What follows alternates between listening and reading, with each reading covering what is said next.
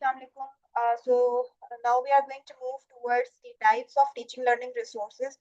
Basically, अगर हम इसकी types की बात करें तो there are three types of teaching learning resources जो कि हमारी audio teaching learning resources होती हैं, visual teaching learning resources होती हैं, audio visual teaching learning resources होती हैं। Auditory teaching learning resources जिसमें हमारी audios use होती हैं यानी recorded lectures हमारे use हो सकते हैं।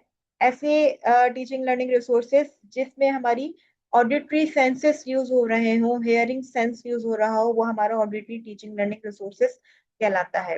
सेकंड टाइप जो मैंने बताया विजुअल टीचिंग लर्निंग रिसोर्सेज, यानी कि ऐसी लर्निंग रिसोर्सेज जिसमें आपके विजनरी सेंसेस यूज हो रहे हो, विजन यूज हो रही हो, वो हमारा teaching learning visual teaching learning resources कहलाता है। Audio visual teaching learning resources means ऐसा कोई टीचिंग लर्निंग रिसोर्सेज जिसमें तीनों सॉरी दोनों ऑडिटरी एंड विजुअल दोनों सेंसेस यूज हो रहे हो।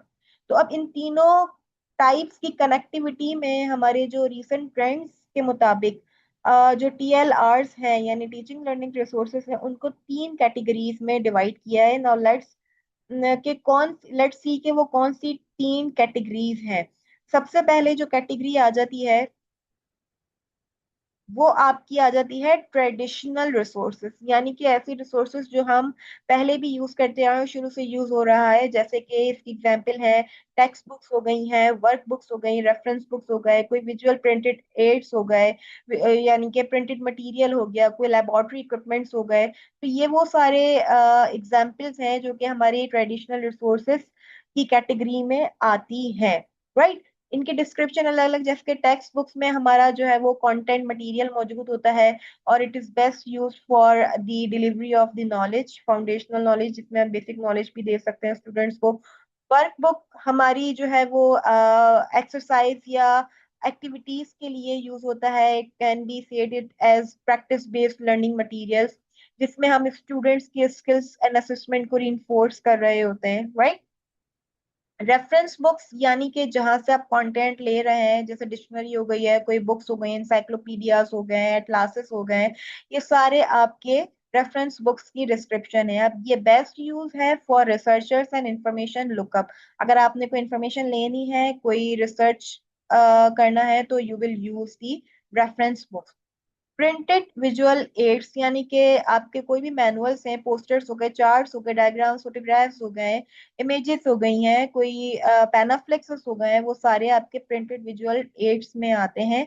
और ये यूज किए जाते हैं for giving the visualization, for concept visualization and engagement, कि आपने कोई कॉन्सेप्ट विजुअलाइज कराना है और स्टूडेंट्स को एंगेज करना है, तो you be use the visual printed aids, यानी कि इमेजेस वगैरह आप यूज करेंगे। देन लेबोरेटरी इक्विपमेंट्स, जो कि हम फिजिकल टूल्स अपने एक्सपेरिमेंट्स के लिए यूज करते हैं, और ये बेस्ट यूज है फॉर हैंड्स ऑन एक्टिविटी, जिसमें हमारा स्टैम्प लर्निंग मॉडल आ जाता है, जिसमें आपकी जो है ना स्टूडेंट्स वो हैंड्स ऑन एक्टिविटीज के थ्रू लर्न कर रहे होते हैं। देन सेकंड जो हमारी कैटेगरी आती है वो आती है डिजिटल रिसोर्सेस, यानी कि ऐसे रिसोर्सेस जिसमें आपका जो है वो इंटरनेट या ऑनलाइन डिजिटल टूल्स यूज हुए हुए हों। फॉर एग्जाम्पल एलएमएस, जिसको हम कहते हैं लर्निंग मैनेजमेंट सिस्टम। राइट। अब लर्निंग मैनेजमेंट सिस्टम में जैसे कि इसमें हमारा जो है वो ऑनलाइन सारा कंटेंट मौजूद होता है। राइट। इसके अंदर जो टीचर्स हैं वो अपने कंटेंट को या वीडियोस को या लेक्चर्स को रिकॉर्ड करके अपलोड कर देते हैं, और जो लर्नर है वो किसी भी टाइम पे उसको अप्रोच कर सकता है। देन एजुकेशनल प्लेटफॉर्म्स, आपने देखा होगा ऑनलाइन बहुत सारी एकेडमीज और जो है वो वेब पेजेस और कोर्सेज खुल गए, जिसमें से आप अपनी इंफॉर्मेशन ले सकते हैं, जिसमें से मोस्ट फेमस खान्स एकेडमी है, कोर्सेरा है। आप कोई भी इंटरेक्टिव कंटेंट वहां से ले सकते हैं, उस पे मतलब इंफॉर्मेशन ले सकते हैं, गेन कर सकते हैं। Then we have multimedia content.